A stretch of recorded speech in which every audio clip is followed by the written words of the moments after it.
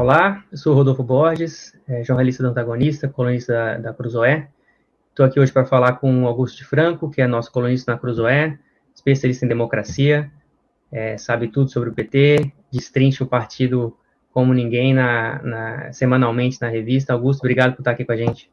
Eu que agradeço, Rodolfo. A ideia é falar sobre os 100 primeiros dias do governo Lula, né? Como é que você está avaliando o desenrolar do governo nesses 100 primeiros dias? Eu acho que o governo teve uma transição relativamente longa, mas não foi totalmente aproveitado esse tempo de preparação, não é? O governo está meio perdido ainda, tentando fazer um gol aqui e outro acolá, mas o que está realmente vigorando é que o governo continua no palanque. O que eu acho que está acontecendo é que nós estamos vivendo uma prorrogação do processo eleitoral, não é? O governo continua no palanque, continua tentando causar, não é? Polarizar a opinião pública, tentando manter vivo, respirando por aparelhos o governo Bolsonaro, que já acabou, não é? Formalmente, o governo Bolsonaro não existe mais. O que existe é o governo Lula, não é? Já há bastante tempo, relativamente falando, não é? Mas, na falta de projetos que causem o impacto que o PT gostaria, não é? Lula e o PT gostariam, eles estão tentando manter viva o antagonismo com o bolsonarismo, e para isso dá a impressão até de que o Bolsonaro ainda governa e que o PT é uma oposição, não é? Então, acho que esse é o principal problema. E você atribui isso à dificuldade mesmo de se entender com o Congresso, de botar a máquina para funcionar? Uma das dificuldades é essa, não é? É que o PT ele ganhou por um triz, ele ganhou por menos de 2% dos votos, não é? Mas ele dá a retórica grandiloquente do Lula dá a impressão de que ele ganhou por 80% dos votos. O Brasil voltou, é o lema da propaganda oficial chapa branca. Na verdade, o PT voltou.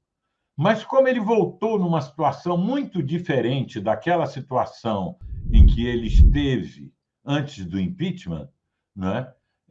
As condições objetivas para ele fazer o que pretende não se reúnem mais, não é? Então está acontecendo um fato muito interessante nisso, é que o PT sabe que o Brasil mudou, o mundo mudou nesse período, 20 anos depois não é a mesma coisa, não é? Que o Lula 1. No entanto, ele acha que a volta reuniu as condições subjetivas para o PT retomar a sua estratégia de conquistar a hegemonia sobre a sociedade a partir do Estado controlado pelo partido, porque essa é a estratégia, né? Muita gente diz: o PT é um partido democrático, ele nunca tentou dar um golpe. Na verdade, dar um golpe nunca foi estratégia do PT. O que o PT quer? É ganhar eleições sucessivamente até ir transformando a maior porcentagem possível da população em simpatizantes do partido. Em outras palavras, é um partido hegemonista que quer recuperar e ampliar a sua hegemonia. Só que as condições objetivas não permitem, não é? Você tem uma situação econômica adversa, você tem uma situação política e geopolítica adversa, né? E o PT não está conseguindo muito se posicionar nestas circunstâncias. Está querendo reviver, transplantar uma parte do passado agora e colar 20 anos depois. Então, isso é uma dificuldade, seja por falta de minoria expressiva no Congresso, seja por falta de apoios institucionais importantes, apoio partidário, não é, na própria sociedade. Então, é uma situação difícil que o PT está vivendo ele querer mostrar uma pujança, uma supremacia que ele não tem mais. Esta é a situação que nós estamos vivendo. Eu vou aproveitar que você mencionou o seu artigo, vou mostrar aqui no celular a capa do artigo do Augusto. E eu queria te perguntar, como consequência disso, o que a gente pode prever para esse governo de um partido hegemonista que não tem condições de alcançar a hegemonia, né? Para onde é que eles vão? Depois desses 100 dias, conseguiram agora começar a esboçar uma proposta de arcabouço fiscal que, diante do que poderia ser, não desagradou tanto, né? Mas, ao mesmo tempo, não conseguiu também satisfazer todas as expectativas, tem condições que eles precisam ainda, o próprio ministro Fernando Haddad já admitiu, que eles precisam construir as condições para que essa proposta funcione, ao mesmo tempo em que o Congresso está travado, medidas provisórias não podem ser votadas lá, só promessa de medida provisória, promessa de arcabouço, e essa expectativa de hegemonia que não parece mais possível de fato, como você constatou. Para onde vai esse governo, então? Pois é, o governo, nessas circunstâncias, só tem uma saída, é continuar no palanque. É continuar achando que é possível enrolar esses anos que vêm pela frente, espichando a campanha eleitoral, combatendo o bolsonarismo que já acabou, impedindo o surgimento de uma oposição democrática, porque isso é central para o PT. O combate ao bolsonarismo é apenas um gatilho, é apenas um truque, não é? De propaganda e um gatilho para a disputa política. Na verdade, o que o PT teme profundamente é que surja um centro liberal que resolva fazer oposição democrática. A oposição bolsonarista não vai ser democrática porque os bolsonaristas não estão convertidos à democracia. Né? Mas uma oposição democrática, se constituir, e deve se constituir no Brasil, ela vai ser um problema seríssimo para o PT. Não é? Quer dizer, que não vai conseguir, pela falta de condições objetivas, ter um desempenho exemplar. Cita-se logo essa proposta do arcabouço fiscal. Não é? O truque é o seguinte: o arcabouço não é muito bom, mas é bom. Imagine se a proposta da Glaze ou do Mercadante tivesse prevalecido e não a do Haddad. Então, aí é como se a gente dissesse assim: puxa, ufa, saímos ganhando. Temos uma proposta que não é tão louca, não é? Que pelo menos reconhece a necessidade de responsabilidade fiscal, né?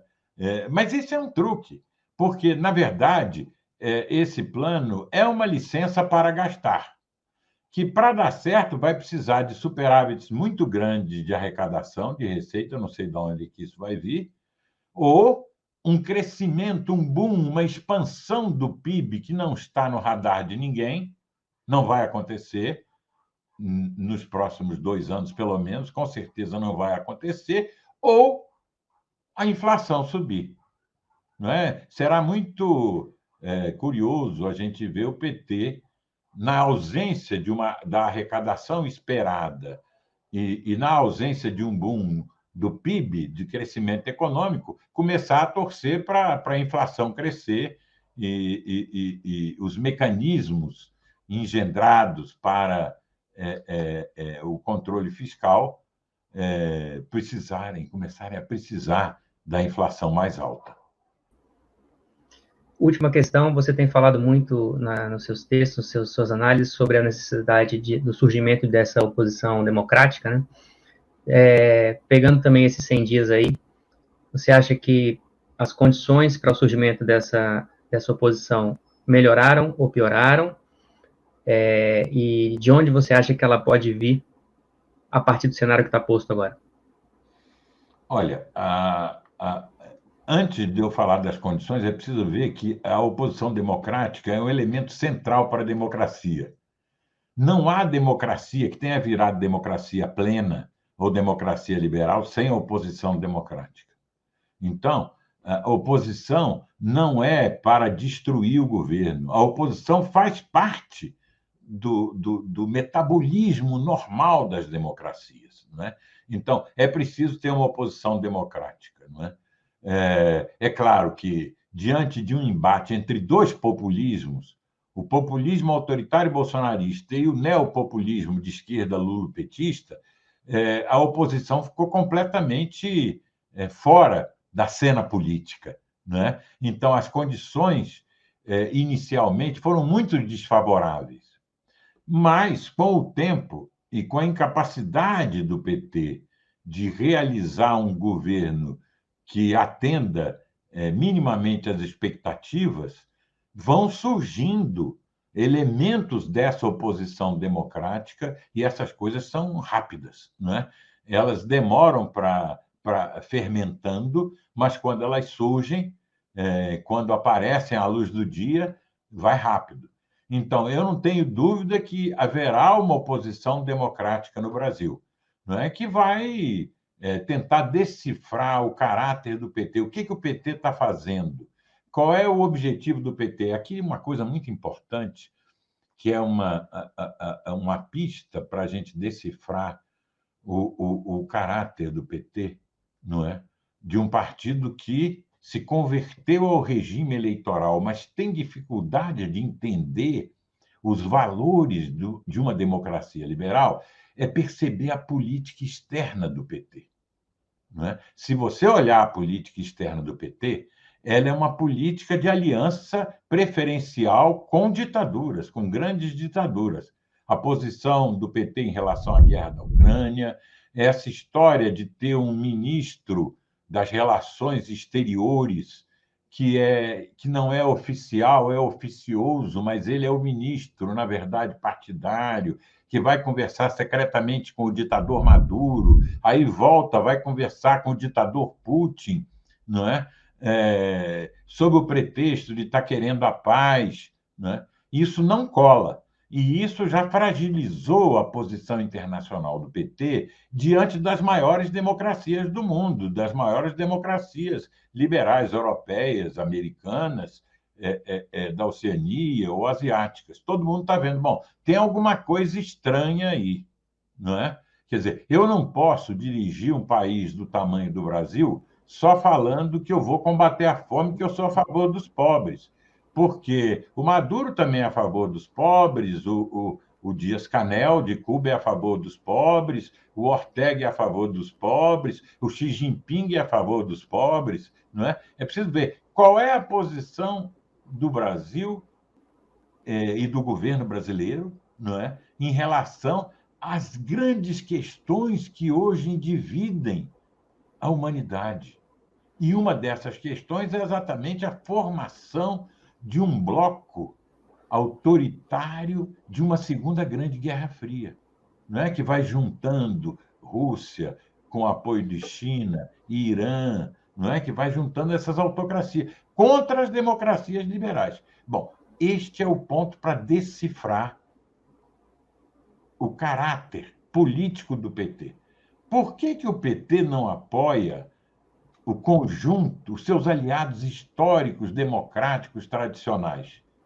Por que continua na Guerra Fria, querendo combater o imperialismo norte-americano? Não é? Então, a posição do PT não fica fragilizada apenas internamente, mas também no cenário internacional. Para deixar mais claro, só você estava mencionando o Celso Amorim, né, que está circulando, né, teve um encontro com Maduro talvez também a gente só tivesse ficado sabendo desse encontro com Maduro, como ficamos sabendo da viagem para a Rússia, se o Maduro não tivesse publicado um vídeo celebrando a visita, né? Ele foi escondido para os dois encontros, fora de agenda, né? Isso mesmo. Mas é o tipo de coisa que, de fato, você está falando, não dá para esconder. É aí que se revela a essência do partido, né? Que eles não conseguiram deixar para trás. Não, para entender, o PT é um partido que nasceu na Guerra Fria. Ele nasceu, essa primeira grande Guerra Fria, que foi de 60 a 90, não é? Esses 30 anos da Primeira Grande Guerra Fria. O PT nasceu no início dos anos 80. Ele nasce ele nasce nesse ambiente tóxico da Guerra Fria e nasce com os valores da Guerra Fria. Era preciso combater o grande Satã, o imperialismo norte-americano, é preciso combater o neocolonialismo das democracias europeias. E ele não conseguiu se livrar disso. Você vê que não tem nada a ver com direita e esquerda, não é? Por exemplo, aqui na América Latina, nós temos 3 democracias liberais, apenas 3, mas temos 3: Costa Rica, Uruguai e Chile. O Chile, hoje, é um governo de esquerda, o governo do Gabriel Boric. Mas o Gabriel Boric se reciclou, ele não está na Guerra Fria. Ele admite a rotatividade democrática, a alternância de poder. No caso do PT, ele não admite. Ele acha que, se ele perdeu uma eleição, ele errou em alguma coisa. Ele não acha que faz parte do mecanismo normal das democracias a alternância no governo. Então, isso dificulta muito você construir coalizões estáveis, não é? Para governar e para conduzir a política cotidiana. Para resumir, numa frase que você usa no texto, é que o mundo mudou, mas o PT não, né? O PT continua o mesmo, não conseguiu mudar, e a gente, vamos seguir acompanhando. Acho que daqui a uns 100 dias eu te convido de novo para a gente conversar e fazer atualizar o balanço. Agradeço o teu tempo, e quem quiser saber mais, ver mais análises do Augusto de Franco, assina a revista Cruzoé. Toda semana ele publica um artigo explicando tudo isso e muito mais que ele explicou aqui agora para a gente. Obrigado, Augusto. Até a próxima. Até a próxima, Adolfo. Grande abraço.